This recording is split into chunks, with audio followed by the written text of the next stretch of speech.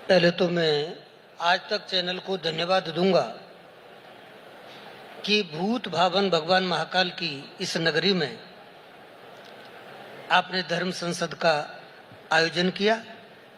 आज देश के कोने कोने से अनेक विभूतियां एक मंच पर आपने एकत्रित की, इसके लिए आपको बहुत बहुत धन्यवाद।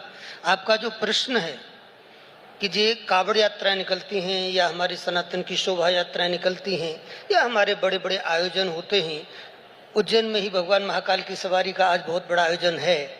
ऐसे शुभ अवसर पर, पावन अवसर पर यह आयोजन यहाँ हो रहा है, तो इसमें ये जो बीच में कुछ शरारती तत्व आ जाते हैं, उपद्रवी आ जाते हैं, तो वो जो करते हैं वो उनको करना चाहिए या नहीं करना चाहिए, शायद ये आपका प्रश्न है।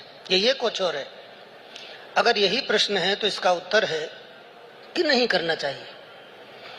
जब हम किसी सात्विक भाव से, भक्ति भाव से, श्रद्धा के भाव से भगवान की आराधना करने जा रहे हों, साधना करने जा रहे हों, अपने मन को परमात्मा में संलग्न करने जा रहे हों, समर्पित करने जा रहे हों, तो उस समय हमारे अंदर उग्रता के भाव नहीं आने चाहिए।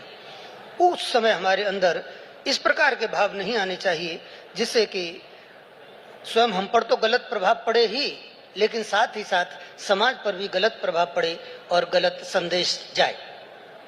मैं जहां तक समझता हूं, भगवान शिव की भक्ति में हर व्यक्ति, चाहे वो ज्ञानी है या अज्ञानी है, कोई भी हो, इवन हम यहाँ तक भी कह सकते हैं कि भूत प्रेत भी परमात्मा शिव से प्रेम करते हैं।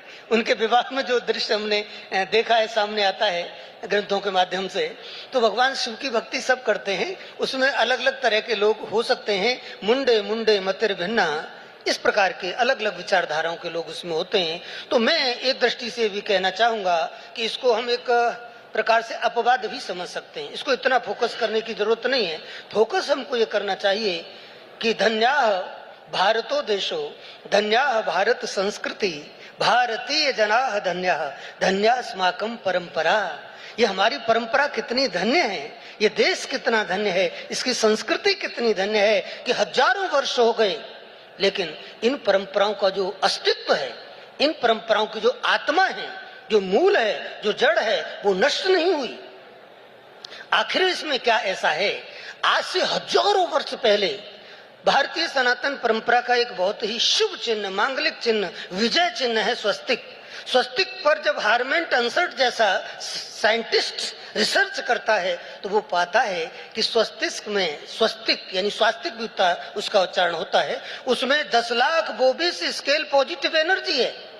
देखने में वो एक चिन्ह है, लेकिन वो पाता है कि पॉजिटिव एनर्जी का सोर्स है, तो उसका दीवाना हो जाता है। उसके लिए वो भी यंत्र की वो रचना करता है, उसकी पॉजिटिव एनर्जी मापता है।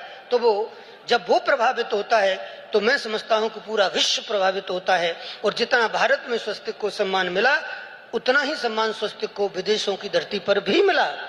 हालांकि हिटलर के आने के बाद, हिटलर ने जब स्वस्तिक को अपनाया और अपनी सेना का उसको एक प्रतीक बनाया और अपने फ्लैग में उसको स्थान दिया, अपनी पार्टी के फ्लैग में, हिटलर के नाम पर जब हिटलर तानाशाही बन गया तो उसका कुछ दुष्प्रचार भी वहां हुआ।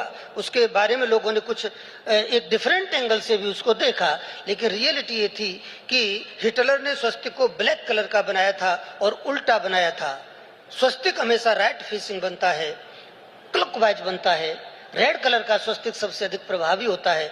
मेरा स्वस्तिक पर चिंतन है, मेरी शोध है, मेरी अनेक पुस्तकें सिर्फ स्वस्तिक पर हैं। रामचरितमानस में पीएचडी करने के बाद मेरा पूरा फोकस स्वस्तिक पर गया। मैंने उसको पाया तो मुझे पता चला कि हमारे धर्म का, सनातन धर्म का ये एक 4 लाइन का ये 4 भुजा वाला एक चिन्ह इतना प्रभावी है कि पूरी दुनिया इसके लिए नतमस्तक हो गई। तो आखिर हम कल्पना करें कि भारत देश धन्य क्यों है? भारत देश धन्य इसीलिए है क्योंकि हमारे शास्त्रों में, हमारी परंपराओं में, हमारी संस्कृति में, हमारे धर्म में, हमारी मान्यताओं में एक वैज्ञानिकता है। वो सेंसफुल भी है और साइंसफुल भी है। अगर ये नहीं होता तो शायद आज का युवा भारतीय धर्म से नहीं मुड़ता। मैं एक बात आपको बहुत महत्वपूर्ण कहना चाहूंगा श्वेता जी, यथा राजा तथा प्रजा, और हमारे सामने जितने लोग बैठे हैं शायद मेरी इस बात से आप सहमत होंगे कि यथा राजा तथा प्रजा, भारतवर्ष हजारों वर्ष तक गुलाम रहा तो गुलामी के संस्कार हमारे देश पर, हमारे खून में आ गए।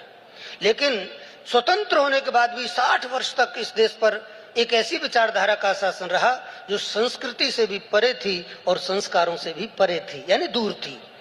तो हमारे देश के युवा न तो अपने धर्म को समझ पाए, न अपनी संस्कृति को समझ पाए। मैं धन्यवाद दूंगा इस विचारधारा के लिए जो आज केंद्र में भी काम कर रही है और प्रदेश में भी काम कर रही है, ऐसी सरकार के लिए जिसने धर्म के महत्व को समझा। आपकी तालियों का ये जो समर्थन है ये बता रहा है कि ठीक दिशा में देश जा रहा है।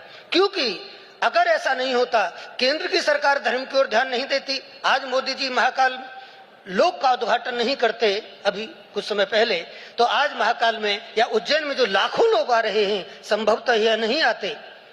हमारे प्रदेश के यशस्वी मुख्यमंत्री डॉक्टर मोहन यादव जी ने, जो किसी मिट्टी से हैं, उन्होंने वीर विक्रमादित्य के ऊपर बहुत बड़ा काम किया। उन्होंने पहले एक नाटक चलाया, आज विक्रम महोत्सव पूरे देश में जाना जाता है, पूरी दुनिया में इसको लोग जान रहे हैं। तो हमारे धर्म से, हमारी संस्कृति से और हमारी परंपराओं से जोड़ने का जो महत्वपूर्ण कार्य शासन ने भी किया है, प्रशासन ने भी किया है, मैं समझता हूँ वो अपने आप में बहुत प्रमुख है। तो ये हमारा धर्म है, ये हमारी संस्कृति है। इसके महत्व को जितना हम साधु संत, आज हमारे कथाकार खोल करके बात करते हैं, हम वैज्ञानिक अर्थ बताते हैं जनता को, इतने महान पुरुष यहाँ बैठे हैं, सब खुल करके आज बात करते हैं। हम अपने विचारों को इतने प्रसन्नता के साथ और इतनी उदारता के साथ व्यक्त कर पा रहे हैं, तो एक श्रेय इसमें भारत देश की सरकार को जाता है, यहाँ प्रदेश की सरकार को जाता है। नहीं तो हम पहले बोल नहीं पाते थे, जानने के बाद भी हम लोग स्पष्ट रूप से नहीं कह पाते थे, अपने विचारों को दबा करके रह जाते थे, या तो कहिए कि हमारी स्वतंत्रता का कहीं न कहीं दमन होता था।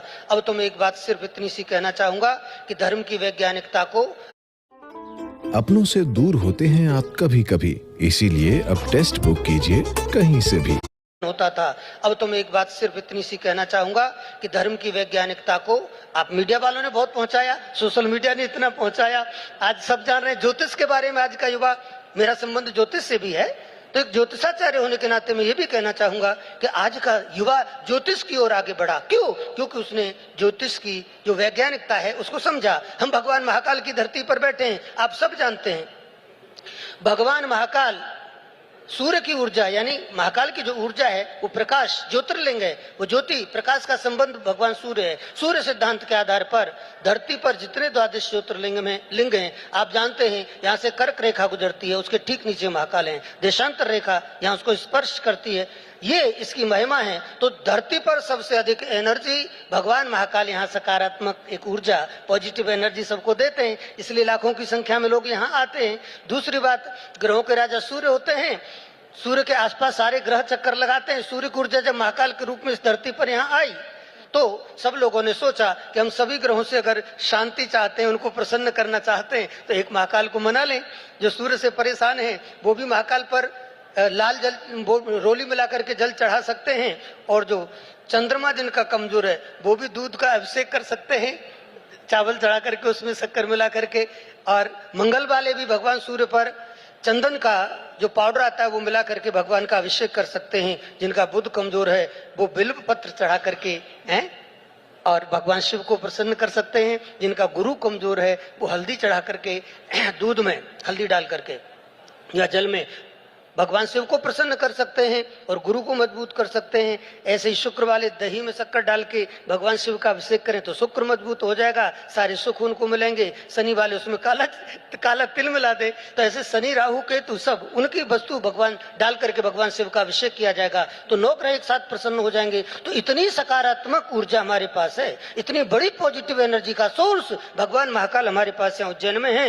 इन्हीं को स्पर्श करने के लिए, एक क्षण देखने के लिए लाखों लोग महाकाल आ रहे हैं और महाकाल सबकी मनोकामनाएं पूर्ण कर रहे हैं।